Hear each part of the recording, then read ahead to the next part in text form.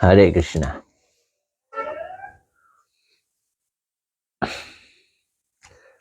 श्रील प्रभुपाद जी का उपदेशामृत। आइए गुरुदेव को प्रणाम कर लेते हैं। नमो विष्णुपदाय राधिकाय प्रियात्मने श्रीमद् भक्ति वेदांत नारायण गोस्वामी इति नामने। श्री कृष्ण लीला कथन सुदक्षम औदार्य माधुर्य गुणैश्च युक्तम वरम वरेण्यं पुरुषं महान्तं नारायणं तमां शिरसा नमामि।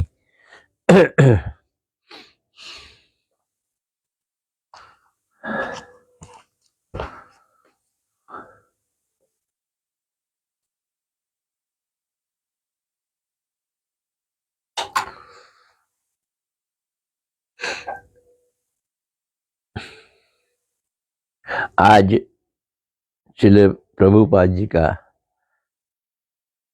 पहला प्रश्न है, गुरु कौन है और गुरु सेवा कैसे करनी चाहिए? गुरु कौन है और गुरु सेवा कैसे करनी चाहिए?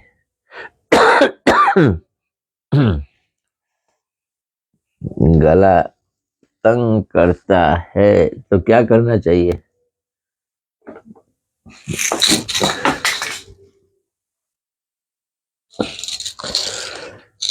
कंठ सुधार बट्टी खा लेनी चाहिए।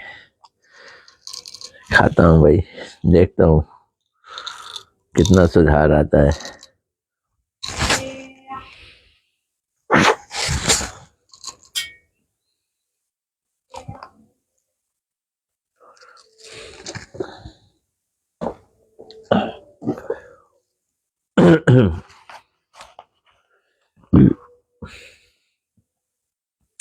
गुरु एवं वैष्णव अप्रकृत मंदिर है।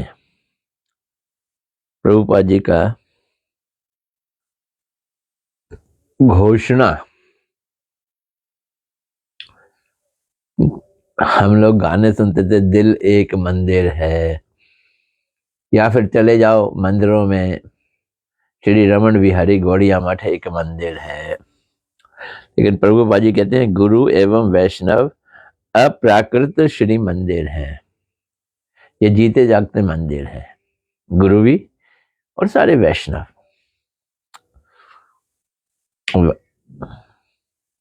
भगवान जहां तहां पर प्रकाशित नहीं होते। भगवान कहाँ प्रकाशित होते हैं? मंदिरों में, जहां तहां प्रकाशित नहीं होते। ये गुरु एवं वैष्णव के हृदय में ही अपने को प्रकाशित करते हैं। कौन? भगवान। कहाँ प्रकाशित करते हैं? गुरु और वैष्णव के हृदय में अपने को प्रकाशित करते हैं।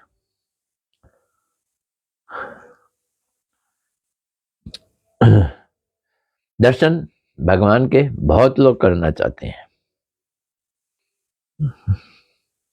किंतु वे ये नहीं जानते कि गुरु के दर्शन से ही भगवान के दर्शन होते हैं।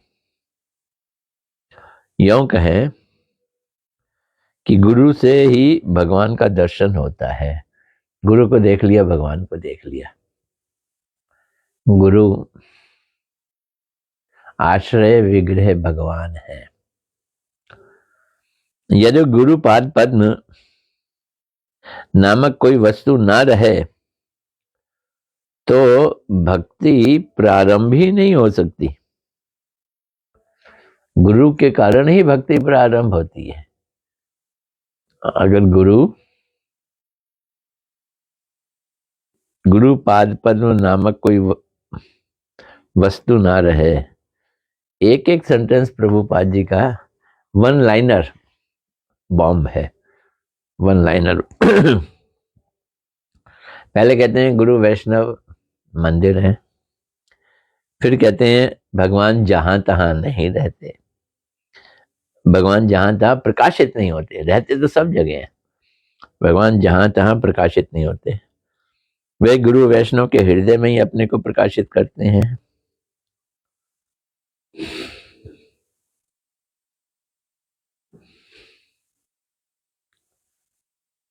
गुरु के दर्शन ही भगवान के दर्शन होते हैं। गुरु पाद पद्म नामक वस्तु अगर ना रहे तो भक्ति प्रारंभ ही नहीं होती। गुरु ही श्री कृष्ण के चरण कमलों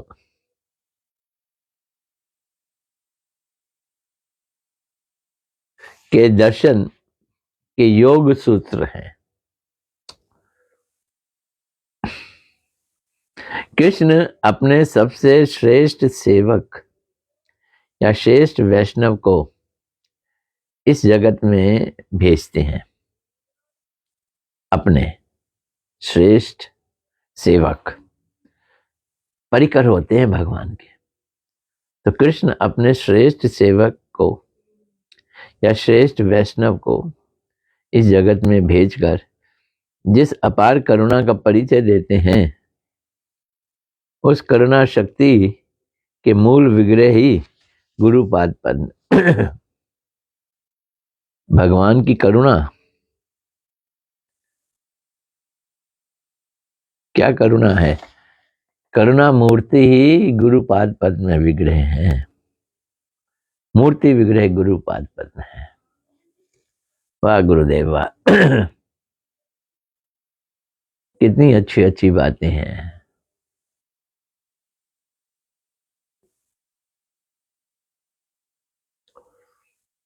श्री गुरुदेव हमारे परम आत्मीय हैं। हम लोग अपने रिश्तेदारों को, जिनसे हमारा खून का रिश्ता है, उन्हें अपने आत्मीय समझते हैं। लेकिन यहाँ ये कह रहे हैं असली आत्मीय गुरुदेव हैं। गुरुदेव क्या हैं? परम आत्मीय है। इसलिए केवल संभ्रम पूर्वक, केवल दूर रहकर कर्तव्य बुद्धि से गुरु की सेवा नहीं होती। तो इसलिए गुरु की सेवा के लिए विश्रम भाव वाली सेवा बताई गई है।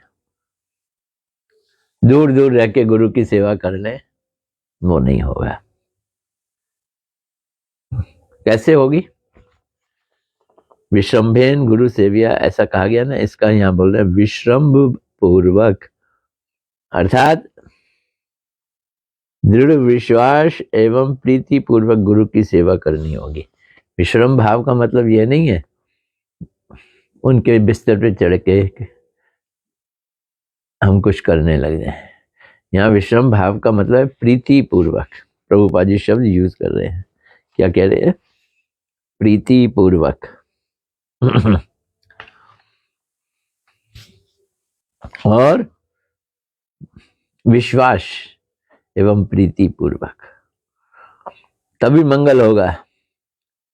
हमारे लिए श्री कृष्ण की अपेक्षा गुरु की प्रयोजनीयता अलग है, अधिक है। प्रयोजन, गुरु का प्रयोजन भगवान से अधिक है हमारे लिए।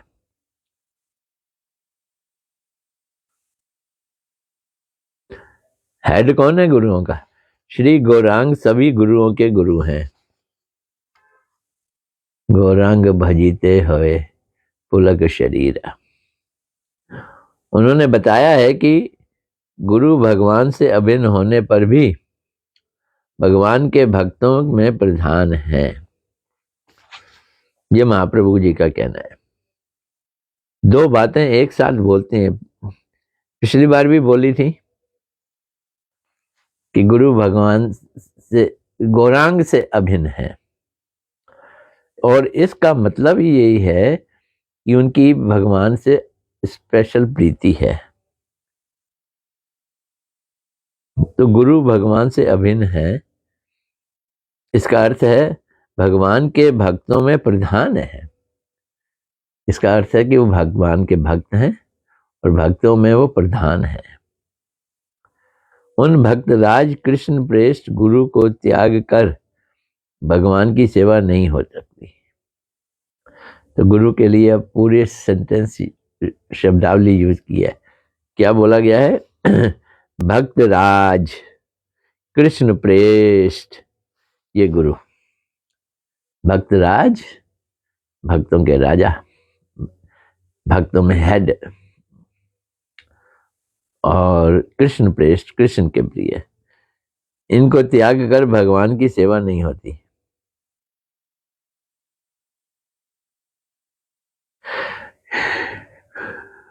गुरु सेवा के अतिरिक्त जीव के मंगल का अन्य कोई उपाय ही नहीं है।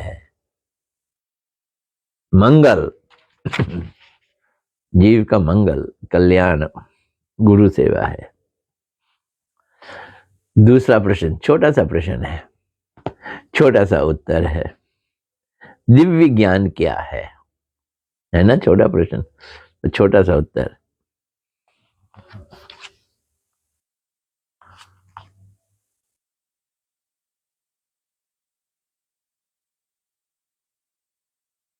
पहले तो ये सोचो कि हम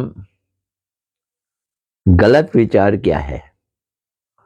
हम सेव्य हैं, कोई हमारी सेवा करे, हम करता हैं, हम भोगता हैं, ये विचार ही अचित ज्ञान या अज्ञानता है, विचार ही अज्ञानता है।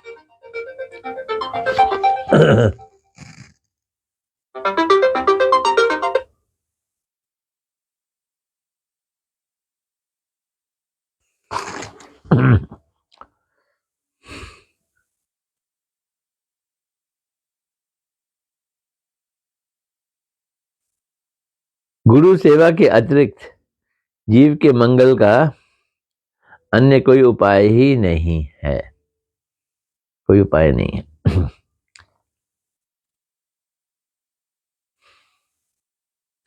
तो दिव्य ज्ञान क्या है? दिव्य ज्ञान है हम अद्वितीय भोक्ता भगवान के भोग्य या सेवक हैं, ये दिव्य ज्ञान है। हम सेव्य नहीं है, हम भोक्ता नहीं है, तो हम अद्वितीय भोक्ता भगवान के भोग्य सेवक हैं। ये उपलब्धि ही दिव्य ज्ञान या चिन्मय ज्ञान है। ये उपलब्ध हो जाए तो फिर बात ही क्या।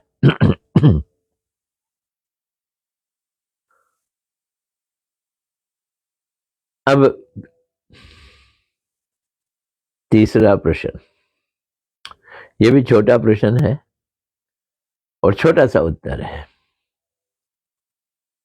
क्या है? मनोबल कैसे होगा? मनोबल, मन का बल कैसे बढ़े?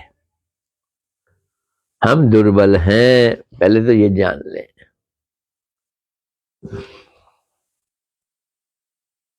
हमारे लिए मनोबल आवश्यक है, क्या हम ये मानते हैं? ये मानना जरूरी है।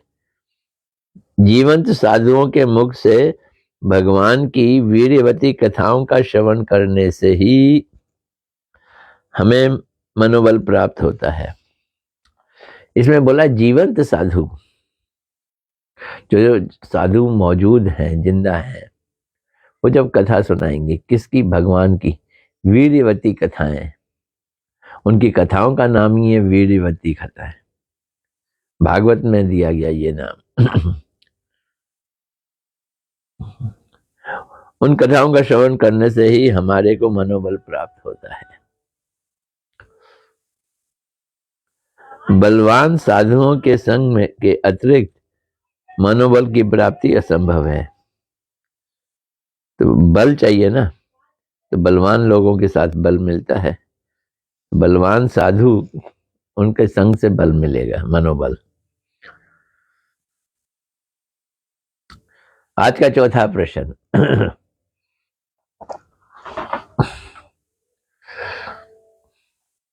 हमारा मंगल कैसे होगा? इसी बात को घुमा फिरा के प्रभुपाद जी ने कई बार वर्णन किया है, पूछताछ की है।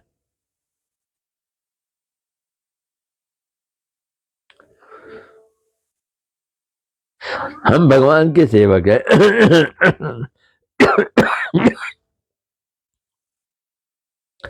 इसलिए हमें भगवत सेवा को ही की ही आवश्यकता है।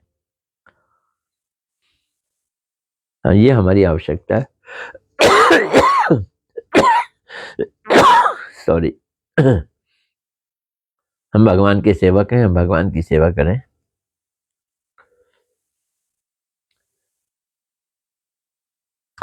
ये हमारी आवश्यकता है, इसी से मंगल होगा। भगवत सेवा से बढ़कर अन्य कोई कर्तव्य ही नहीं है। ये प्रभुपाद जी का बड़ा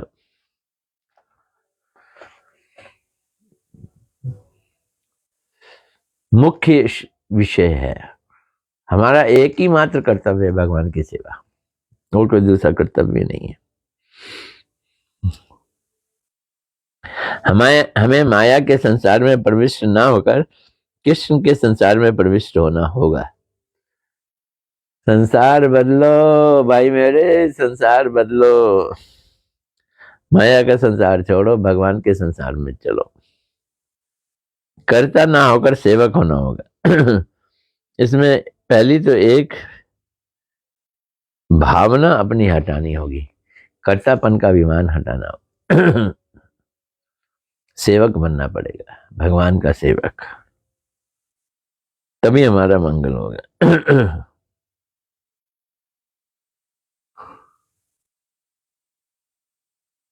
दासो अस्मि, मैं आपका दास हूं।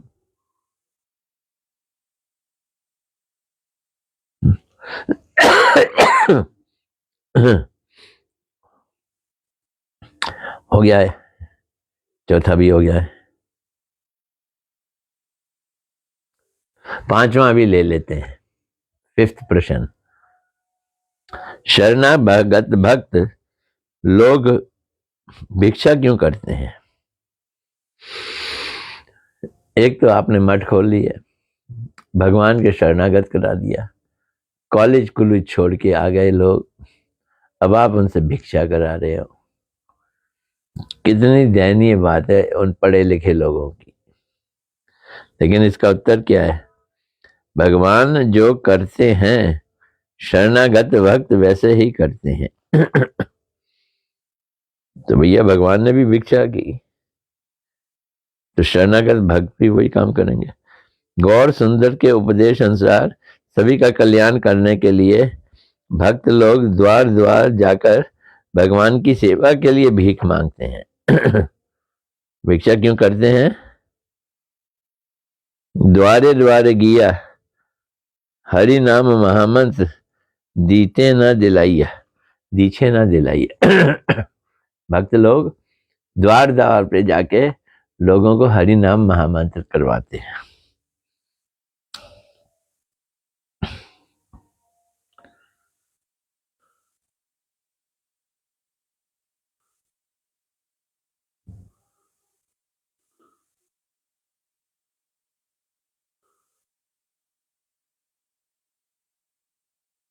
अगला प्रश्न नहीं, अभी चल रहा है ये पहला ही प्रश्न। क्या है? शरणागत भक्त लोग भिक्षा क्यों करते हैं, यही चल रहा है।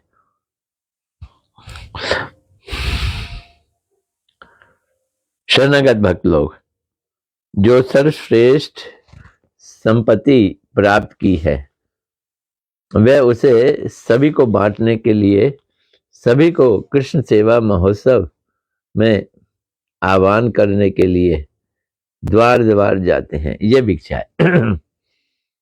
हमारे पास एक संपत्ति आ गई, वो सर्वश्रेष्ठ संपत्ति है।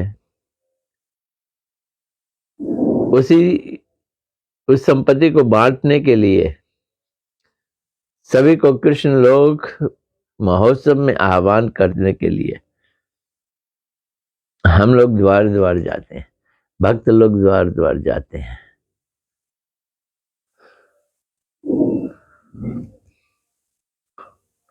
आत्म इंद्रिय प्रीति वांछा को वशीभूत होकर वे कहीं नहीं जाते। तो भक्त लोगों का इरादा आत्म इंद्रिय वांछा है ही नहीं, तो हमारी प्रीति अपने इंद्रियों के प्रति नहीं है। आत्म इंद्रिय प्रीति वांछा, इसके जगत वशीभूत है। हम लोग जो गौड़िया भक्त हैं वो कभी भी आप आत्म इंद्रिय प्रीति वांछा के लिए कहीं नहीं आते जाते। भक्तों की दया की तुलना ही नहीं है। इतनी दया है भक्तों में, उसकी तुलना ही नहीं है। सभी को भगवत उन्मुख करने के लिए वे सदा प्रचेष्टा करते हैं। भगवत उन्मुख करने के लिए प्रचेष्टा करते हैं। ये है। ये ताला खोल दूं जरा। हरे कृष्णा।